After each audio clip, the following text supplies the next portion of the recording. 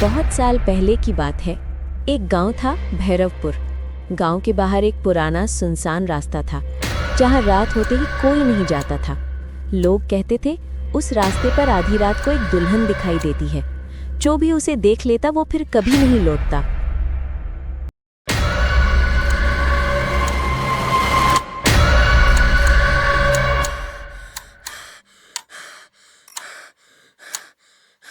एक रात वीर नाम का नौजवान अपने दोस्त की शादी से बाइक पर लौट रहा था। रात के 12 बज चुके थे। अचानक उसकी बाइक रास्ते में खराब हो गई। अब इस बाइक को क्या हो गया? इसके भी यही रोने हैं बस। उसने इधर-उधर देखा। पास ही में एक गैरेज था। उसने अपनी बाइक को धकेलना शुरू किया और गैराज तक पहुंचाया। फिर जोर से आवाज लगाई, चाचा, चाचा कहाँ हो? अंदर हो क्या? फिर थोड़ी देर बाद मैकेनिक चाचा उसके पीछे से चलते हुए आते हैं। हाँ बेटा, क्या हुआ? चाचा मेरी बाइक खराब हो गई है, देख लोगे क्या? अरे बेटा, अभी तो बहुत रात हो गई है। तुम एक काम करो, बाइक यहीं खड़ी कर दो, सुबह आकर ले जाना। ठीक है चाचा। वीर ने अपनी बाइक वहीं खड़ी कर दी और सोचा। घर बस 10 मिनट की दूरी पर है, पैदल चला जाता हूँ। वो धीरे धीरे आगे बढ़ने लगा। आगे चलकर उसे 2 रास्ते दिखाई दिए। एक छोटा था और एक बड़ा। लेकिन उसने गांव वालों से सुन रखा था कि ये छोटा वाला रास्ता रात में सुरक्षित नहीं है। उसे भी सब रात की दुल्हन वाली कहानी याद आने लगी। फिर उसने अपने आप से कहा, यार अब क्या करूं? यही रास्ता छोटा है, बस 10 मिनट की बात है, एकदम पहुंच जाऊंगा। फिर वो हिम्मत जुटाकर उसी छोटे रास्ते की ओर बढ़ गया, जहां हर कदम के साथ सन्नाटा और गहरा होता जा रहा था। थोड़ी दूर चलकर उसे एहसास हुआ जैसे कोई उसके पीछे चल रहा हो। कदमों की धीमी आवाज बिल्कुल उसकी चाल के साथ मिल रही थी। वो अचानक रुक गया, आवाज भी रुक गई। वीर का दिल जोर जोर से धड़कने लगा। उसने झटके से पीछे मुड़कर देखा, पर वहां कोई नहीं था। वीर चौंक कर, कौन है वहाँ? वो कुछ पल वहीं खड़ा रहा, डर और बेचैनी के बीच। फिर जैसे ही वो आगे बढ़ने को हुआ, उसने देखा आगे सड़क के बीचों बीच एक औरत खड़ी है। उसने इधर-उधर देखा। चारों ओर घना अंधेरा था, न कोई घर न कोई आदमी, बस वही औरत अकेली खड़ी थी। वीर के मुंह से मुश्किल से आवाज निकली, कौन हो तुम? क्या आप मुझे मेरे घर तक छोड़ देंगे? मैं यहाँ रास्ता भटक गई हूँ। आप इतनी रात में यहाँ अकेली? आपका घर कहाँ है? बस आगे, उस पुराने कुएं के पास। ठीक है, चलो मैं छोड़ देता हूँ। वीर ने अपने आप से कहा, इस सुनसान रास्ते पर एक से भला 2 साथ चलना ठीक रहेगा। चलो आ जाओ मेरे पीछे पीछे।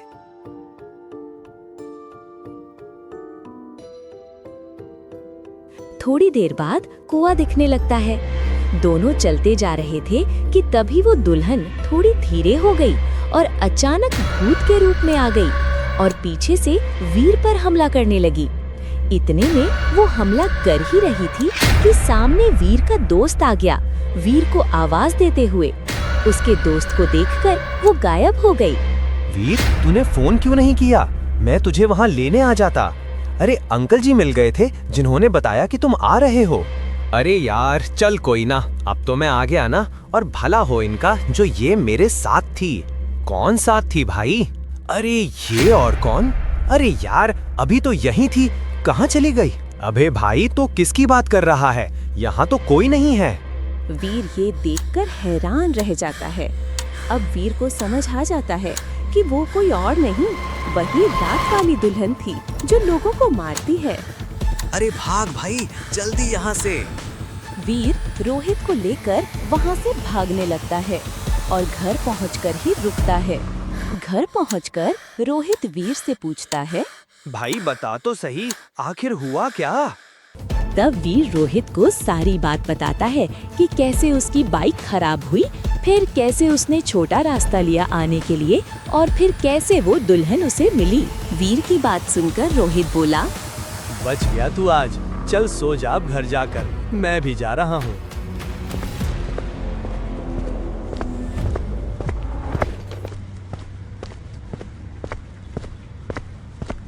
कुछ दिनों बाद वीर सोफे पर बैठा उस रात की घटनाओं के बारे में गहराई से सोच रहा था और उसकी माँ रसोई में खाना बना रही थी।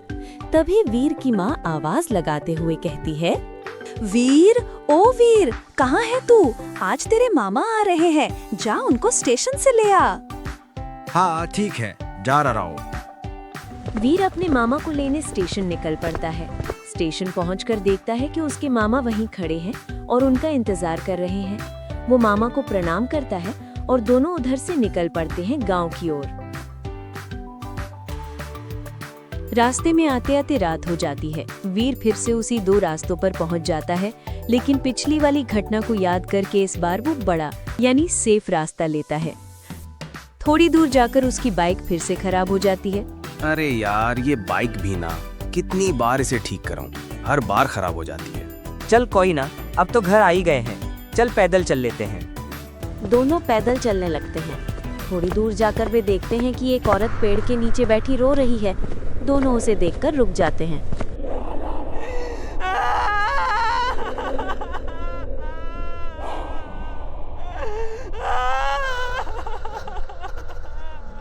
वीर के मामा उसके पास जाते हैं। बहन, आप क्यों रो रही हो? भैया, मेरा पति मुझे यहीं छोड़कर चला गया है और मैं रास्ता भटक गई हूँ। क्या आप मुझे घर तक छोड़ देंगे? बहन तुम रो मत, हमारे साथ चलो, हम तुम्हें छोड़ देंगे। वो औरत उनके पीछे पीछे चल देती है, लेकिन अभी उन्होंने चलना शुरू ही किया था कि वो अपने असली रूप में आ गई और उन पर हमला करना शुरू कर दिया। ये देखकर वीर के मामा, जो एक पंडित थे, उन्होंने तुरंत अपने मंत्र पढ़ने शुरू कर दिए और उस भूत को बांध दिया। जैसे ही उस भूत ने देखा कि अब वो जीत नहीं सकती, वो वहीं गायब हो गई। लेकिन तभी वीर के मामा ने एक और मंत्र फूंका और तुरंत वो भूत फिर से प्रकट हो गई।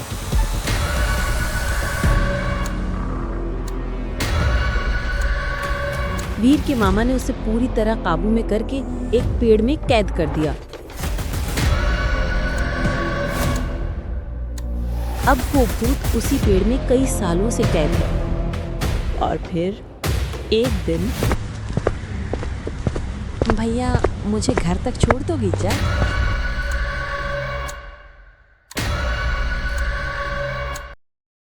तीन दोस्त अर्जुन, रोहित और कविता शहर की भागदौड़ से थक चुके थे।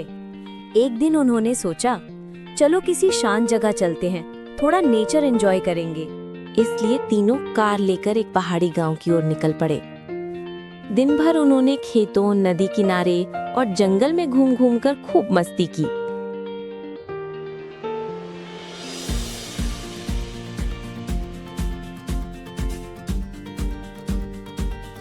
लेकिन शाम होते होते मौसम बदल गया। आसमान में बादल छा गए और हल्की बारिश शुरू हो गई। रात के करीब 9 बजे तीनों एक पुराने बस स्टैंड पर पहुंचे। चारों ओर सन्नाटा था, बस एक टूटी बेंच और जलती बुझती स्ट्रीट लाइट। कविता घबराकर, अब क्या करें? यहाँ तो कोई इंसान भी नहीं दिख रहा।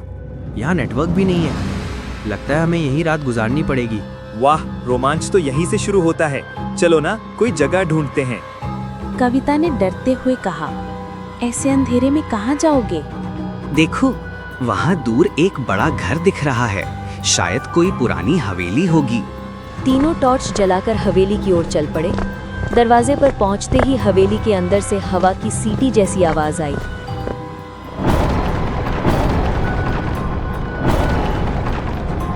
दरवाजा आधा खुला हुआ था, लकड़ी पुरानी और चरमराती हुई। अर्जुन ने जोर से आवाज लगाई, कोई है अंदर? हम रुकने के लिए जगह ढूंढ रहे हैं। थोड़ी देर तक सन्नाटा रहा, फिर अचानक दरवाजे के पीछे से एक बूढ़ा आदमी लालटेन लेकर निकला। उसकी आंखें गहरी, चेहरा झुर्रियों से भरा और बाल सफेद जैसे राख। कौन हो तुम लोग और इस वक्त यहाँ क्या कर रहे हो? हम शहर से आए हैं, रात हो गई तो बस ठहरने की जगह ढूंढ रहे थे। थोड़ी देर की बात है बाबा, सुबह निकल जाएंगे। बूढ़ा उन्हें घूरने लगा, फिर बोला, ठीक है, हवेली बड़ी है, रह सकते हो, लेकिन याद रखना, आधी रात के बाद बाहर मत निकलना। क्यों बाबा, यहाँ भूत रहते हैं क्या? हाँ, रहते हैं। इतना कहकर वो मुड़ा और अंधेरे में चला गया।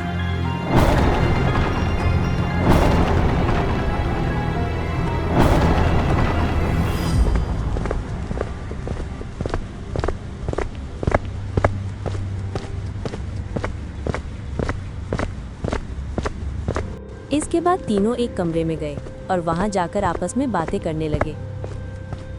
यार ये हवेली किसी हॉरर मूवी जैसी लग रही है।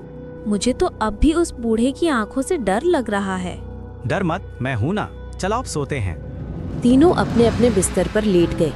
बाहर हवा की आवाज और खिड़कियों के हिलने से अजीब सी बेचैनी हो रही थी। रात के ठीक 12 बजे कविता को नींद नहीं आ रही थी। तभी उसने सुना छन छन छन, जैसे कोई पायल पहनकर चल रहा हो।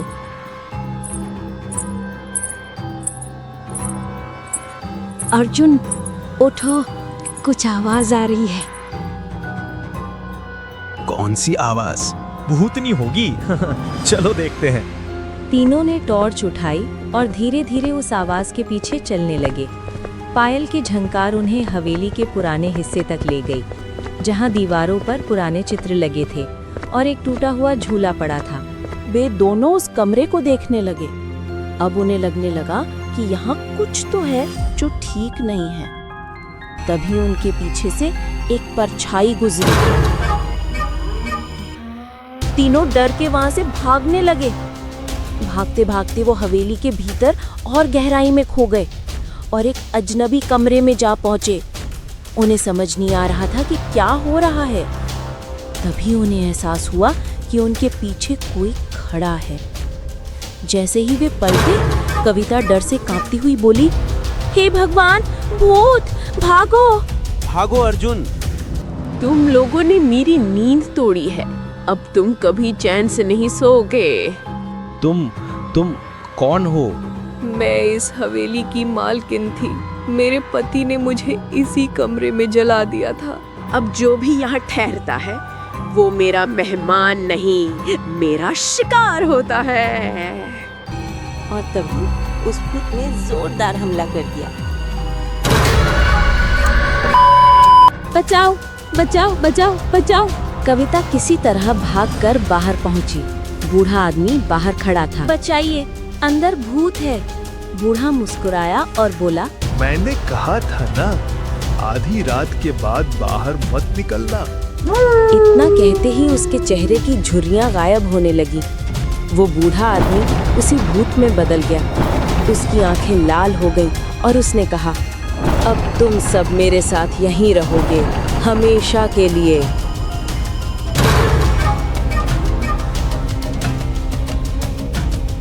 तब से ये हवेली बंद है और अब भी अपने नए मेहमान के कदमों की आहट सुनने को बेताब है।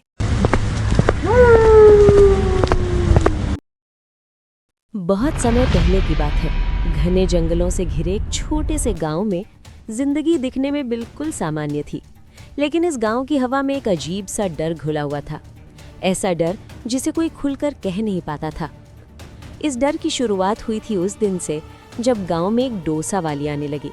वो रोज एक ही समय पर आती, ठेले पर गरम गरम डोसे बनाती और मीठी सी मुस्कान के साथ लोगों को खिलाती।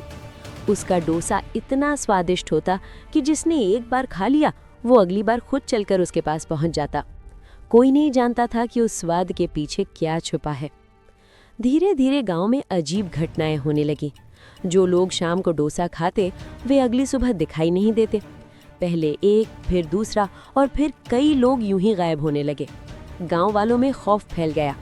हर रात लोग अपने घरों के दरवाजे कसकर बंद करने लगे और हर सुबह डरते डरते एक दूसरे से पूछते, आज कोई गायब तो नहीं हुआ? लेकिन सच अभी भी सबकी नज़रों से छुपा हुआ था। किसी को अंदाज़ा नहीं था कि इन सब के पीछे वही डोसा वाली है, जो लोगों को डोसा खिलाकर गहरी नींद में सुलाती और फिर उन्हें उठाकर जंगल के भीतर अपनी रहस्यमयी गुफा में ले जाती थी। वहाँ क्या होता था ये जानने की हिम्मत किसी में नहीं थी। गांव वाले बस इतना जानते थे कि खतरा बहुत पास है, मगर उसका चेहरा अब तक सामने नहीं आया है। और यहीं से उस रहस्य की कहानी शुरू होती है जो इस गांव की किस्मत बदलने वाली थी।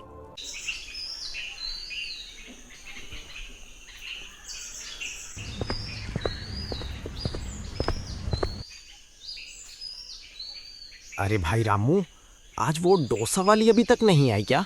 नहीं भाई, मैं भी तो कब से उसी का इंतजार कर रहा हूँ। रोज तो सूरज ढलते ही आ जाती थी। कुछ भी कहो भाई, उसके हाथ का डोसा बड़ा ही कमाल का होता। एकदम नरम नरम ऊपर से वो गाढ़ी नारियल की चटनी और साथ में सांभर और हरी चटनी। अरे बस नाम लेते ही मुंह में पानी आ जाता है। अरे बस कर यार, डोसे की बात मत कर, मेरे पेट में भी भूचाल आ गया है। भाई सच बोलूं, आज उससे डोसा नहीं खाया तो काम करने का मन ही नहीं करेगा। सब्र रख, आई जाएगी, वो कभी बिना बताए नहीं जाती। हे भगवान, आज तो जल्दी भेज दे उसे। डोसा ले लो, डोसा, गर्मा गर्म डोसा। अरे डोसा वाली, एक डोसा लगाना जरा। हाँ हाँ, मुझे भी एक वेरा दो। हाँ बाबूजी, अभी लगाती हूँ। वैसे आज तुमने आने में इतना टाइम क्यों लगा दिया? बस बापूजी, आज काम थोड़ा ज्यादा था। ये लो आपका गर्मा गर्म डोसा।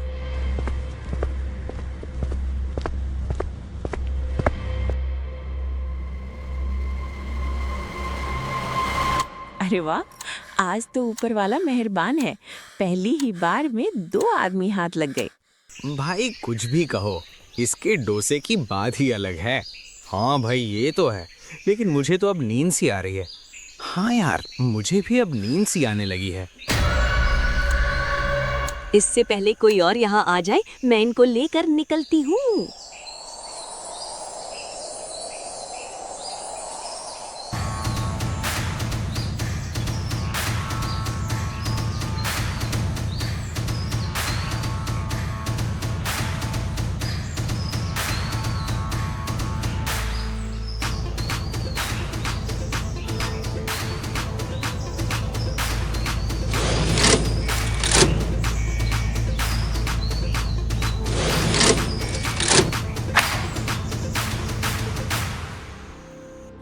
कौन हो तुम, और तुमने हमें क्यों बंदी बनाया है? छोड़ दो हमें।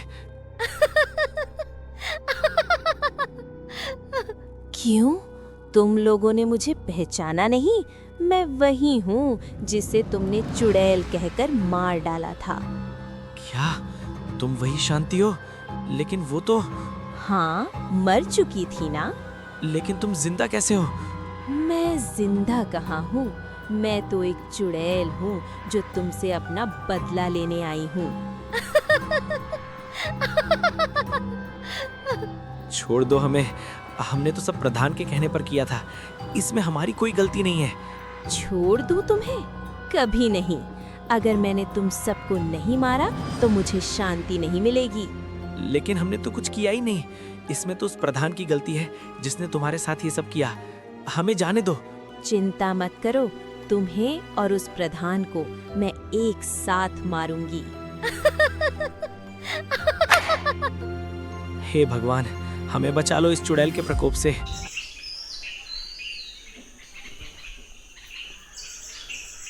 बाबा जी, अब तो हालात हाथ से निकलते जा रहे हैं।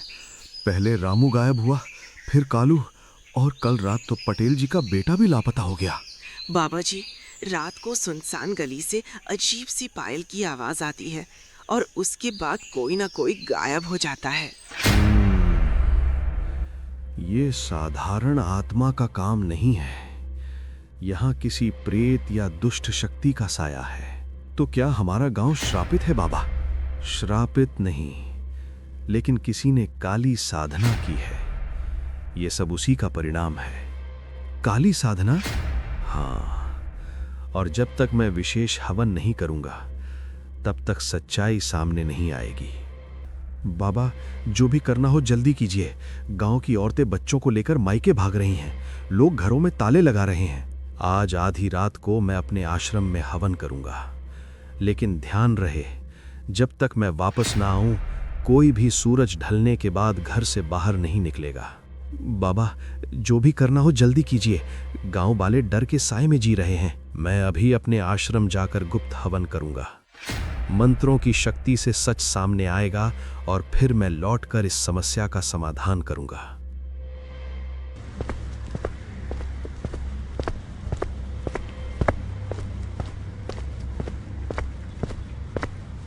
डोसा ले लो, डोसा, गर्मा गर्म डोसा। अरे डोसा वाली, तुम यहाँ? हाँ प्रधान जी, सोचा आज आपके दरबार में भी अपने डोसे का स्वाद पहुंचा दूं। अरे वाह, बड़ा नाम सुना है तुम्हारे डोसे का। आज हम भी देख लें कि आखिर क्या जादू है तुम्हारे हाथों में। जादू नहीं मालिक, बस थोड़ा सा मसाला और थोड़ा सा प्यार।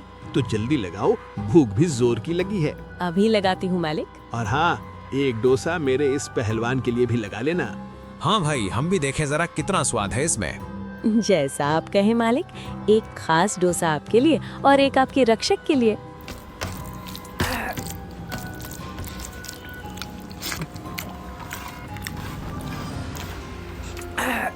अरे वाह डोसा वाली, तेरा डोसा तो सच में कमाल है। ऐसा स्वाद तो शहर में भी नहीं मिलता। अब है बड़ी अजीब सी नींद आ रही है। हत्या काम, यही सही मौका है। अब तेरी बारी है प्रधान।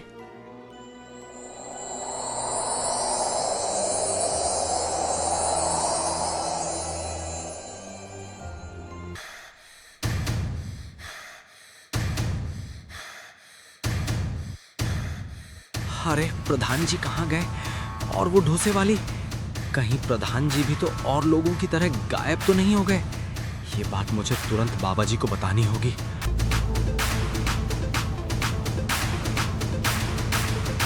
बाबा जी, बाबा जी, बाबा जी, प्रधान जी भी गायब हो गए हैं। जल्दी चलो, उन्हें बचा लो। क्या कह रहे हो? मुझे पता चल गया है कि इन सब के पीछे कौन है। चलो मेरे साथ।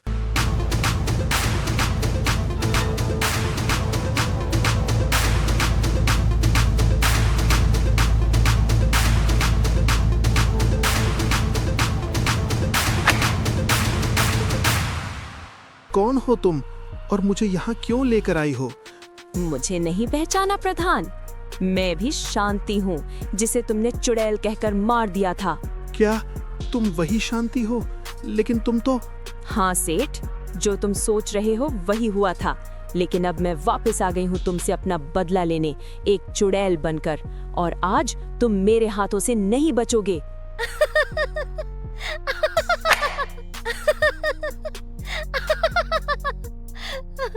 बचाओ, बचाओ, बचाओ मुझे। अरे रामू श्याम दोनों बचाओ मुझे। रुक जाओ।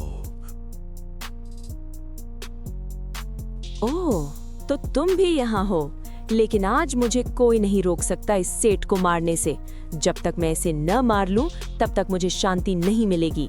मैं ऐसा नहीं होने दूंगा। मैं तुम्हें अभी अपने मंत्रों की शक्ति में बांधता हूँ।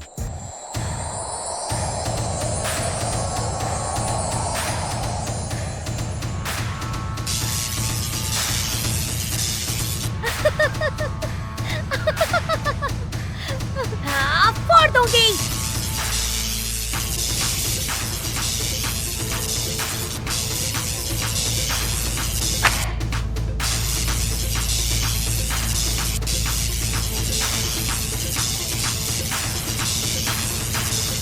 अब सबसे पहले इस प्रधान को ही मारती हूँ।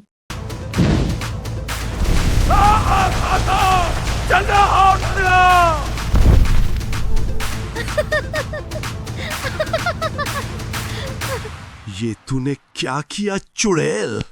मैंने तो सिर्फ अपना बदला पूरा किया और अब मुझे मुक्ति मिल गई। मैं जा रही हूँ, हमेशा हमेशा के लिए।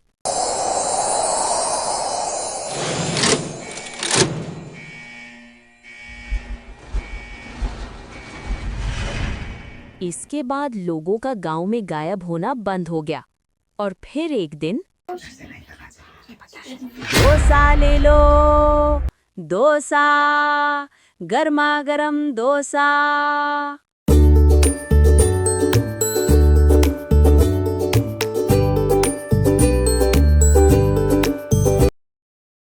न्यू ईयर की रात थी।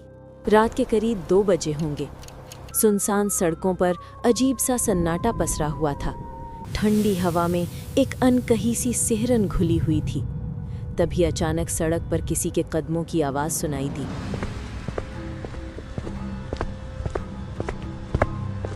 रोहित अकेला पैदल ही अपने घर की ओर बढ़ रहा था। हर कदम के साथ उसके जूतों की आवाज उसके दिल की धड़कनों को और तेज कर रही थी और उसकी बेचैनी धीरे धीरे हावी होती जा रही थी। अचानक उसे ऐसा महसूस हुआ जैसे कोई उसके पीछे चल रहा हो। रोहित ने घबरा कर पीछे मुड़कर देखा, लेकिन वहां कोई नहीं था। उसने राहत की सांस ली ही थी कि जैसे ही वो आगे की ओर मुड़ा, एक काला साया उसकी आंखों के सामने से तेजी से गुजर गया। उसका दिल जोर जोर से धड़कने लगा। डर उसके चेहरे पर साफ झलक रहा था। कौन है? कौन है? रोहित डर के मारे वहां से भागने लगा। सांसें फूलती जा रही थी, पैर जैसे जवाब दे रहे थे। भागते भागते वो एक भेलपुरी वाले की छोटी सी दुकान पर आकर रुक गया। भैया, भैया, वो मेरा पीछा कर रहा है, वो मुझे नहीं छोड़ेगा। इतना सुनते ही भेलपुरी वाला जोर जोर से हंसने लगा। पल भर में उसका ठेला गायब हो गया और वो एक भूत में बदल गया। वो भूत डरावनी आवाज में बोला, हैप्पी न्यू ईयर। और अगले ही पल उसने रोहित पर हमला कर दिया।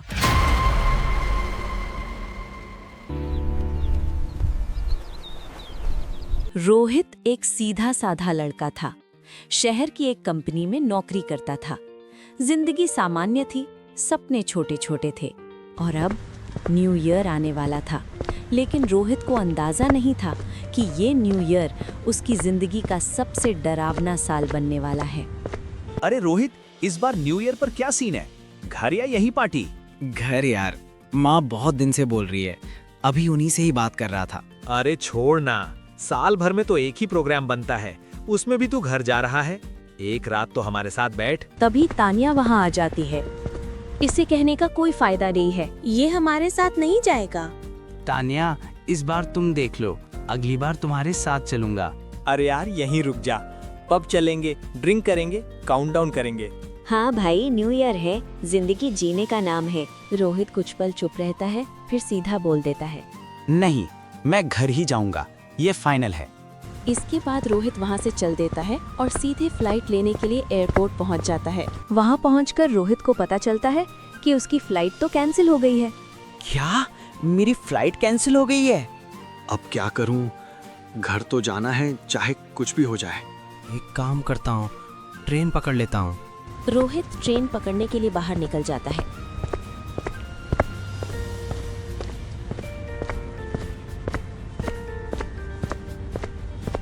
पर जैसे ही वो बाहर आता है, उसे एक आदमी मिलता है। हैप्पी न्यू ईयर मैया। रोहित ये सुनकर शॉक्ड हो जाता है कि कोई उसे बिना बात के हैप्पी न्यू ईयर क्यों बोल रहा है। रोहित उसे इग्नोर करके स्टेशन की ओर बढ़ जाता है। आखिरकार रोहित ट्रेन पकड़ लेता है। ट्रेन के अंदर जाकर वो अपनी सीट पर बैठ जाता है। कुछ देर में ट्रेन चल पड़ती है।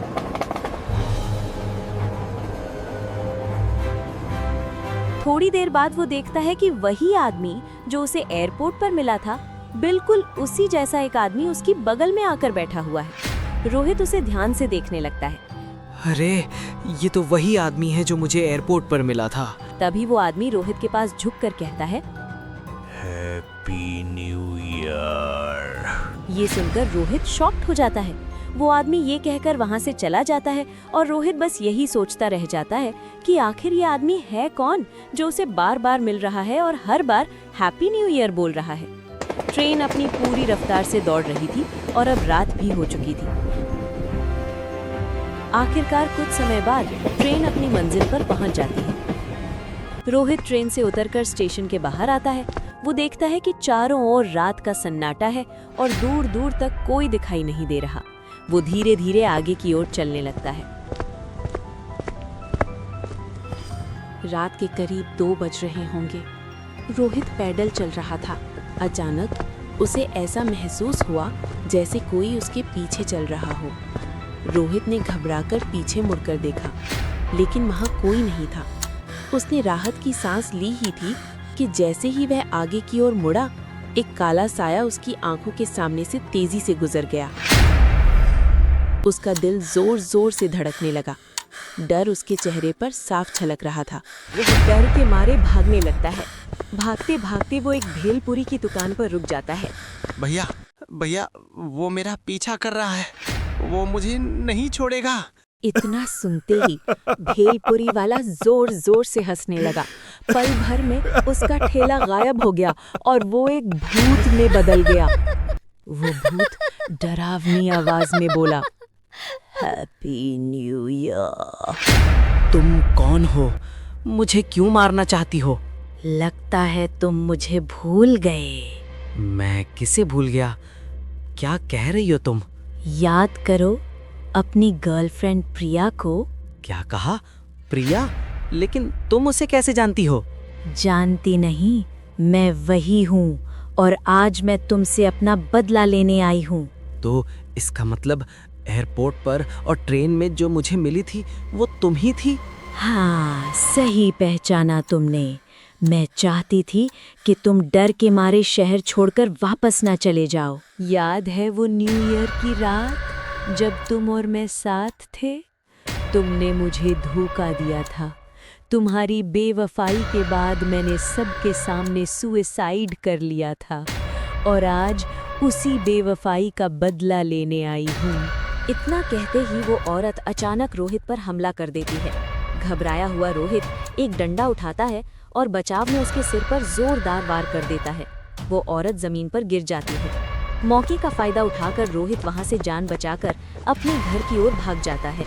रोहित हाँफते हुए घर पहुंचता है, लेकिन तभी उसके दिमाग में एक बात आती है। अगर वो सच में भूत होती तो डंडा लगते ही गिर कैसे जाती? इसका मतलब ये सब कोई साजिश थी। उसी वक्त उसका दोस्त अजय हाँफता हुआ घर में घुसता है। रोहित, रोहित तू ठीक है? कब पहुंचा घर? मुझे तुझसे एक बहुत जरूरी बात बतानी है। हाँ यार, मैं ठीक हूँ, लेकिन आज मेरी जान पर बनाई थी। मुझे भी तुझसे बहुत कुछ कहना है। रोहित अजय को पूरी घटना विस्तार से बता देता है। सब सुनने के बाद अजय गंभीर होकर कहता है, और तुझे पता है इस सब के पीछे कौन है? कौन? हमारे यहाँ एक गिरोह घूम रहा है जो लोगों को भूत बनकर डराता है और फिर उन्हें लूट लेता है। क्या बकवास कर रहा है यार? अरे हाँ, मैं सच कह रहा हूँ। कल शर्मा अंकल को भी इन्हीं लोगों ने लूटा था। और यही नहीं, ये पहले पता करते हैं कि किसे लूटना है, फिर उसका पीछा करना शुरू कर देते हैं। ओ तेरी, फिर तो मैं बच गया यार। आज मुझे भी एक इंसान अलग अलग भेष में मिला था, कभी एयरपोर्ट के बाहर तो कभी ट्रेन में। मुझे तो आंटी ने बताया था कि तू आ जा रहा है, लेकिन तू काफी लेट हो गया, इसलिए मैं तेरे घर आ गया। थैंक गॉड यार, सच में आज बाल बाल बच गया। चल अब सो जा, कल हैप्पी न्यू ईयर है, कल देखते हैं आगे क्या होता है। ठीक है भाई। इसके बाद दोनों अपने अपने घर चले जाते हैं। कभी कभी जिसे हम अंधेरे की ताकत समझ लेते हैं, वो दरअसल इंसानों की ही साजिश होती है। और सबसे बड़ा डर भूत नहीं बल्कि इंसानी लालच होता है। सर्दियों की रात थी। आसमान से लगातार बर्फ गिर रही थी। चारों तरफ सफेद चादर सी बिछी हुई थी और ठंडी हवा हड्डियों तक चुभ रही थी। राजेश अपनी बंदूक एक शेर पर ताने खड़ा था। उसकी उंगली ट्रिगर पर जमी हुई थी, सांसें तेज चल रही थी।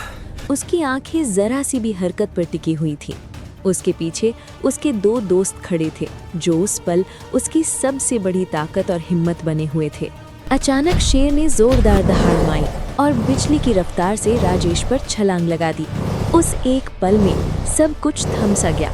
उसी पल राजेश ने बिना देर किए अपनी बंदूक से गोली चला दी। गूंजती हुई आवाज बर्फीली घाटी में फैल गई और अंजाम का इंतजार शुरू हो गया। यार, हर साल वही मसूरी, वही मनाली। इस बार कुछ ऐसा करते हैं कि याद रह जाए। हाँ भाई, याद ऐसा कि माँ भी बोले अब कहीं मत जाना। अगर चैलेंज चाहिए तो बर्फ में कैंपिंग करते रहे। क्या भाई, मैं इंसान हूँ, पेंगुइन नहीं। अरे डरपोक, सोच, चारों तरफ बर्फ, आग जलती हुई और रात का सन्नाटा। अरे ये तो देख, ठंड ऐसी पड़ रही है कि दांत आपस में लड़ रहे हैं। इतनी बर्फ में हम कैसे करेंगे भाई?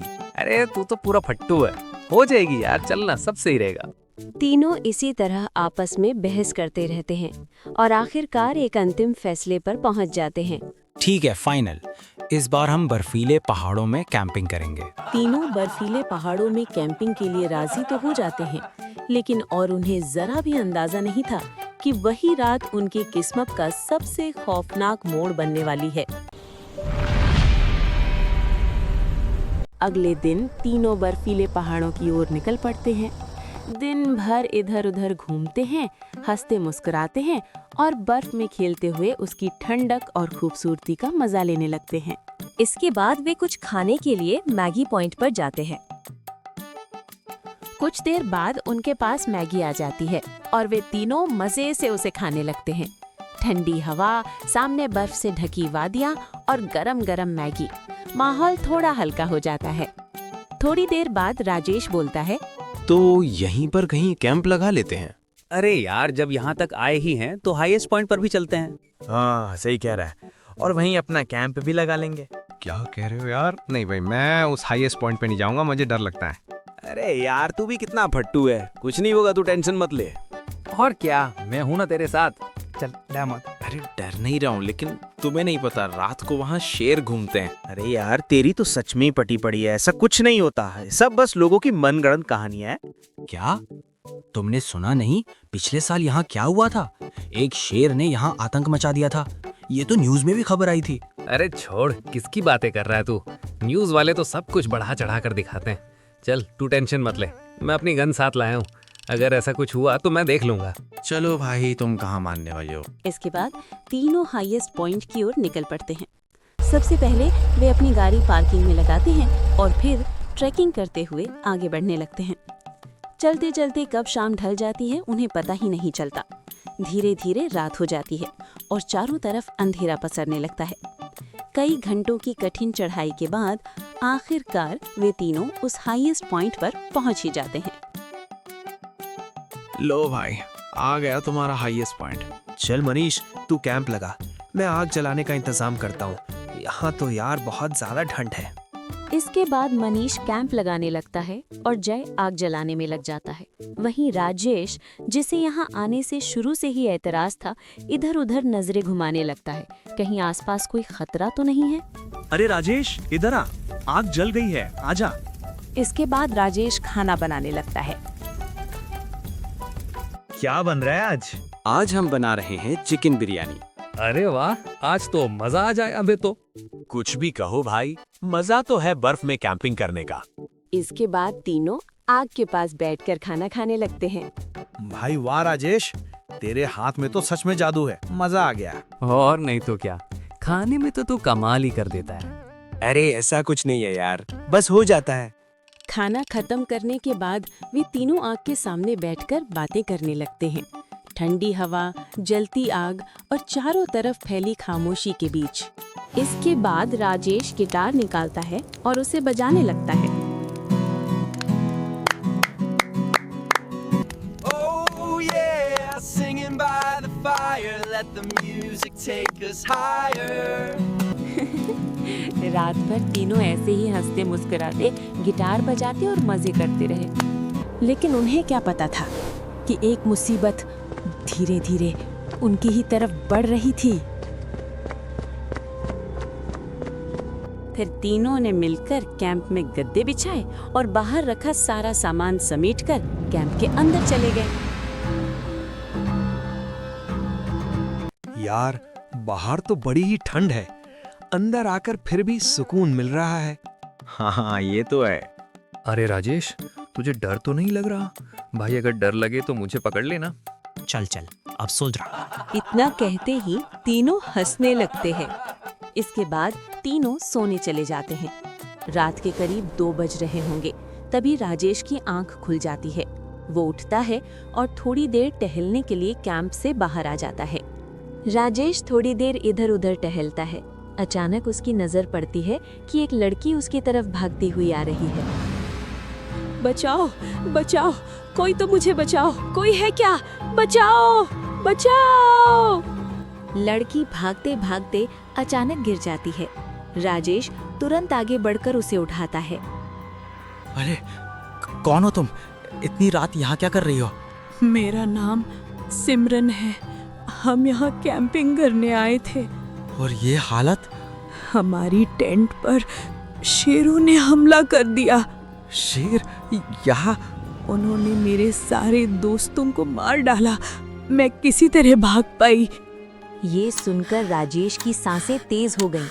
तभी शेर के दहाड़ने की आवाज आई। लड़की ये सुनते ही वहां से भाग गई और राजेश जोर जोर से चिल्लाने लगा। मनीष, जय, मनीष, जय, बाहर आओ जल्दी। राजेश की आवाज सुनते ही मनीष और जय तुरंत दौड़ते हुए बाहर आ गए।